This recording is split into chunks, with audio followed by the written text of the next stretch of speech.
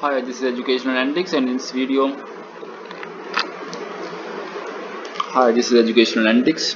video, we are going to discuss alternating optima in operational research. First of all, I will discuss about the alternating optima. What is meant by alternating optima? Basically, alternating optima in operational research means that there are more than one possibility for the same optimal value of z. यानी हमारे पास दो या दो से ज़्यादा options मौजूद हैं products की जिनसे हमारी जो ऑप्टिमल वैल्यू है वो सेम आती है. इट विल बी कॉस्ट और it will be profit. Profit भी इनके सेम आती है और कॉस्ट भी सेम आती है. When alternating optima appears, alternating optima appear कर रहा है, हमें ये कैसे पता चलेगा? इसको पता करने के लिए हम यहाँ पे देखेंगे कि यहाँ पे हमारे पास सेम एंटरिंग वेरिएबल एक से ज़्यादा अवेलेबल होंगे. हम जब अपने अल्टरनेटिव टेबल में एंटरिंग वेरिएबल डिसाइड करते हैं तो वहाँ पे हम देखेंगे कि हमारे पास मोर देन वन पॉसिबिलिटी मौजूद होगी अपने एंटरिंग वेरिएबल को चूज़ करने के लिए.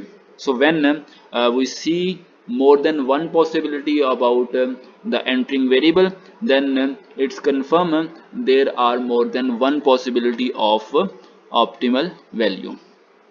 So let's start our example to solve and check how alternating optima exist.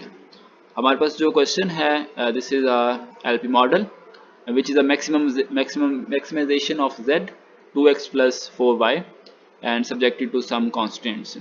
First of all, we will write it into the standard form by introducing select variable. Our first constraint would be x plus 2y plus s1, and the second one constraint would be x plus y plus s2 is equal to 4. Obviously x, y, s1, s2 always are positive. So by introducing it into the table, so we will write it into the basic z s1 s2 and x1 x y s1 s2 and solution. हम इसका table complete करने के लिए हम अपनी maximum z वाली coefficients को हम यहाँ पे लिखेंगे -2 -4 0 0 0. फर्स्ट कांस्टेंट को इंट्रोड्यूस करवाएंगे तो 1 2 1 0 5 1 2 1 0 5 और सेकंड कांस्टेंट 1 1 0 1 4 तो 1 1 0 1 4. हम यहाँ पे सबसे पहले एंटरिंग वेरिएबल डिसाइड करते हैं. तो यहाँ से हमें नज़र आ रहा है y, तो y entering variable. Ratios find करेंगे तो 5/2 and 4/1 that is equal to 1. Minimum ratio obviously 5/2 which is equal to 2.5. So minimum ratio में s1 हमारे पास लिविंग वेरिएबल हो गया. नेक्स्ट साइट्रेशन देखते हैं. हमारे पास नेक्स्ट साइट्रेशन में हमने इस चीज़ को 1 लेके आना है, तो इसका मतलब है कि पूरी s1 रो को 2 से डिवाइड कर दें. तो यहाँ पे हम जब 2 से डिवाइड करेंगे तो हमारे पास y आ जाएगा. ठीक है, क्योंकि यहाँ पे y इंट्रोड्यूस करवाना है. सो y इंट्रोड्यूस करवाने के लिए पूरी रो को 1/2 से डिवाइड कर दिया. ठीक है, पूरी रो को. इससे हमारे पास आंसर आएगा 1/2 1 1/2 0 एंड 5/2. ऑब्वियसली ऊपर वाली रो में यहाँ पे हमने -4 को 0 करना है, तो इसका मतलब है कि -4 है ना, तो +4 टाइम ये कर दें.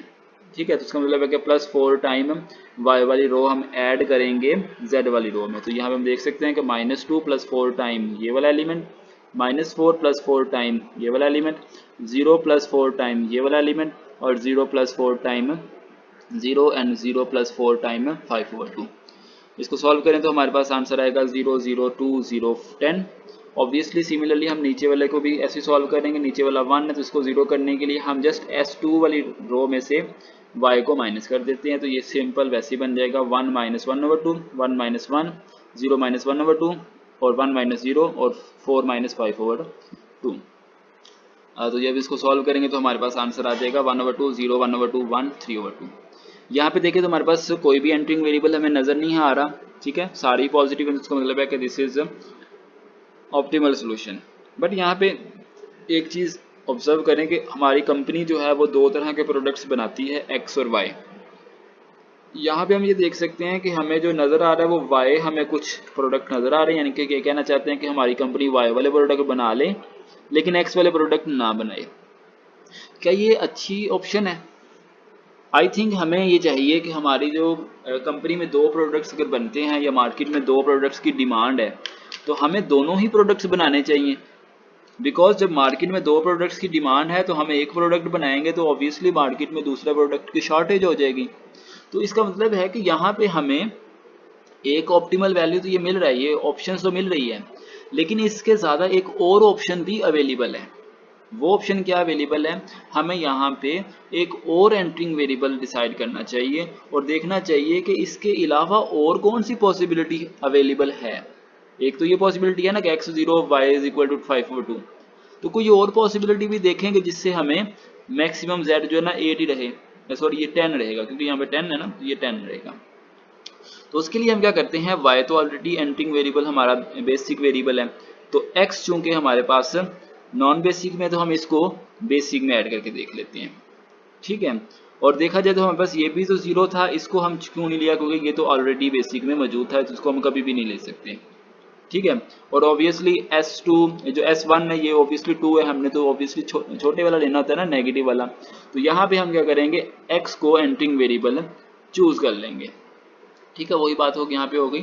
तो x को हम एंटरिंग वेरिएबल चूज करते हैं, रेशो फाइंड करेंगे तो इससे हमें रेशो मिलेगी 5 और यहाँ से 3 मिलेगी, ठीक है। तो इसका मतलब है कि S2 हमारा लिविंग वेरिएबल हो गया।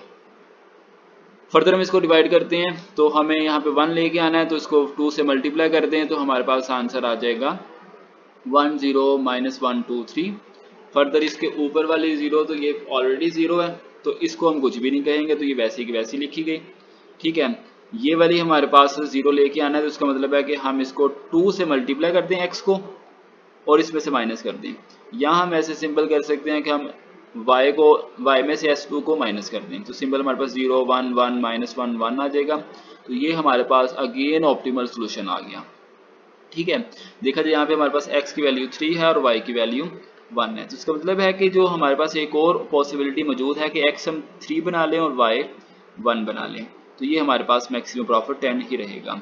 यहाँ पे हम एक और चीज़ को एनालाइज कर सकते हैं कि लेट्स से कि ये जो x और y हैं ये हमारे पास कुछ ऐसी चीज़ हैं जो कि पॉइंट्स में नहीं हो सकती।